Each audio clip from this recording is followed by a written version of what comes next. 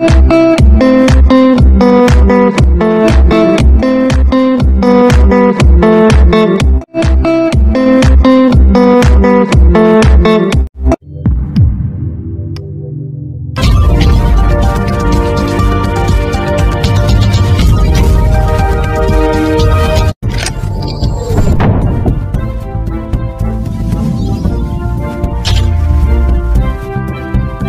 सुबह से नतीजे आएंगे।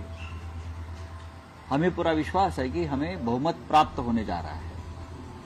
160, 165 तक हम विधायक हमारे चुनकर आएंगे। महाराष्ट्र बहुत बड़ा राज्य है, दूर दरार से लोग चुनकर आएंगे। मुंबई में आने के बाद उनके लिए रहने के लिए जगह नहीं है, कहाँ रहेंगे वो, भागम भाग होगी, उनके ऊपर प्रेशर रहेगा इन लोगों का, खोखे वालों का। तो सबकी रहने की व्यवस्था एक होटल में एक जगह पर करने की योजना हम बना रहे हैं। चुनाव के नतीजे आए नहीं और विधायकों को होटलों में भेजने की प्लानिंग हो गई है।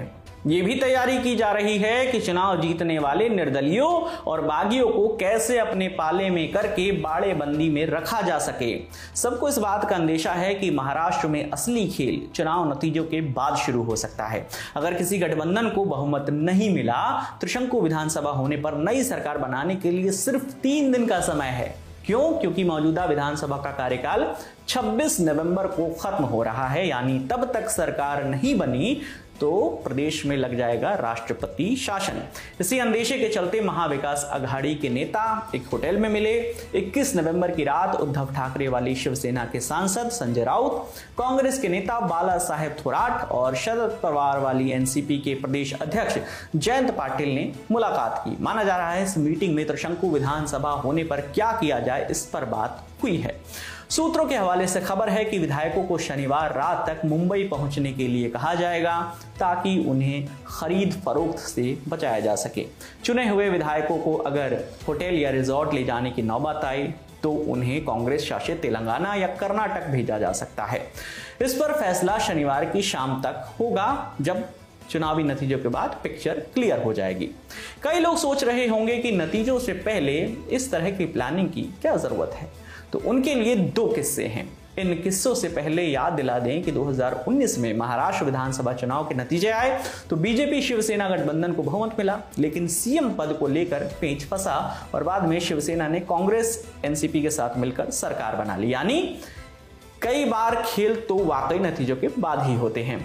अब बात उस किस्से की करते हैं जिसकी मिसाल नतीजों के बाद नंबर गेम के खेल के लिए बार बार दी जाती है। इससे आपको समझ आ जाएगा कि नतीजों के पहले प्लानिंग और तेजी दिखाने की अहमियत क्या होती है। तो साल था 2017 का, गोवा में विधानसभा चुनाव के नतीजे आ चुके थे, लेकिन किसी भी पार्टी या गठबंधन को बहुमत नहीं मिला था। लेकिन कांग्रेस सबसे बड़ी पार्टी थी। तब कांग्रेस ने महासचिव और गोवा के इंचार्ज दिग्विजय सिंह को वहां भेजा, लेकिन दूसरे नंबर पर रही बीजेपी ने तेजी दिखाते हुए सरकार बनाने का दावा पेश कर दिया। दिलचस्प बात यह है कि जब जीएफपी यानी गोवा फॉरवर्ड पार्टी के बड़े नेता कांग्रेस के साथ जाने पर सहमत हो गए, ठीक उसी समय जीएफपी और महाराष्ट्रवादी गोवंतक पार्टी के विधायक बीजेपी को समर्थन देने के लिए राज्यपाल के दरवाजे पर पहुंच चुके थे। कांग्रेस के नेताओं ने बाद में इसका ठीकरा दिग्विजय सिंह पर फोड़ा और बताया कि हम सब सरकार बनाने का दावा करने का फैसला कर चुके थे, लेकिन दिग्विजय सिंह ने इसके लिए मना किया था और कहा था कि उन्हें राज्यपाल मृदुला सिन्हा के इनवाइट का इंतजार करना चाहिए। जब बात रिजॉर्ट पॉलिटिक्स की होती है तो गुजरात और खजुराहो का किस्सा भी जहन में आ ही जाता है। तब साल था 1995 का। बीजेपी विधायक शंकर सिंह वाघेला मुख्यमंत्री नहीं बनाए जाने से नाराज थे। केशुभाई पटेल को सीएम बने 6 महीने भी हो चुके थे। तब शंकर सिंह वाघेला बीजेपी के 48 विधायकों को चार्टेड प्लेन से मध्य प्रदेश के खजुराहो के रिजॉर्ट में लेकर पहुंच गए। इसके बाद उन्होंने पार्टी छोड़ी और बीजेपी की सरकार को गिराकर खुद मुख्यमंत्री भी बने।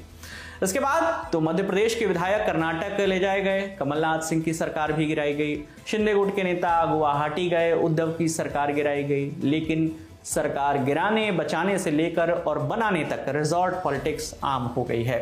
नंबर गेम फंसा हो तो हॉर्स ट्रेडिंग से बचाने के लिए ये सब अब न्यू नॉर्मल सा हो गया है। लोकतंत्र के लिए भले ही ये सही नहीं है, लेकिन ऐसा होना अब भी चल रहा है। कभी विधायक, कभी पूरी पार्टी, तो कभी पार्टी का एक धड़ा पाला बदल लेता है। महाराष्ट्र में गेम फंसा तो कोई भी कहीं भी जा सकता है। तो इस पूरे मुद्दे पर आपकी जो भी राय है आप हमें कमेंट सेक्शन में ज़रूर बताइएगा। आपके लिए ये खबर लिखी थी हमारे साथी गौरव ताम्रकार ने। मेरा नाम विकास वर्मा है और 23 नवंबर को यानी शनिवार को नतीजों के लिए